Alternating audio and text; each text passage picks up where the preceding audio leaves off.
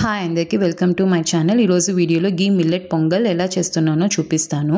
ప్రాసెస్లోకి వెళ్ళే ముందు నేను ఈ గ్లాస్తో 1.5 గ్లాస్ పెసరపప్పు అనేది తీసుకున్నాను. ఇది గోల్డెన్ కలర్ వచ్చేంత ఫ్రై చేసుకునేసి వాష్ చేసుకొని పక్కకు పెట్టుకోవాలి. ప్రెషర్ కుక్కర్లో కొద్దిగా ఆయిల్ యాడ్ చేసుకున్నాను. ముందు రోజే నైట్ నానబెట్టుకున్న కొర్రలు 2 గ్లాసులు కొర్రలకి 1.5 గ్లాస్ పెసరపప్పు అనేది తీసుకున్నాను అనమాట. సాల్ట్ వచ్చి టేస్ట్కి తగినంత సాల్ట్ అనేది తీసుకోవాలి. వాటర్ వచ్చేసి 1:4 వాటర్ అనేది తీసుకున్నాను. లిడ్ క్లోజ్ చేసుకొని 4 విజిల్స్ వచ్చేంత వరకు పెట్టుకున్నాను.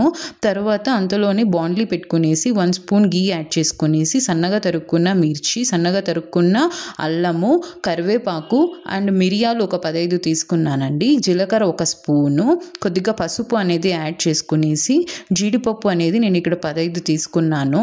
అండ్ కొద్దిగా ఇంగు యాడ్ చేసుకొని ఫ్రై చేసుకొని పక్కకు పెట్టుకోవాలి. అంతలోపలనే నాకు విజిల్ అనేది వచ్చేసింది.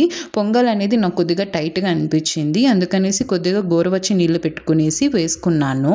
ఈ తిరగబాతిని మొత్తాన్ని పొంగల్లోకి వేసేసుకొని 2 మినిట్స్ ఉడికించుకోవాలి. పొంగల్లోకి కాంబినేషన్గా నేను చట్నీ చేసుకుంటున్నాను. దీనికి పప్పులు, చినిగ్గింజలు, ఒక 3 మిర్చి, 4-5 తెల్లగడ్డ, చింతపండు కొంచెము, ఎర్రగడ్డ ఒక అర్ధము, కొత్తిమీర కొంచెము, టేస్ట్కి తగినంత ఉప్పు, కొద్దిగా వాటర్ యాడ్ చేసుకొని పేస్ట్ చేసుకోవాలి.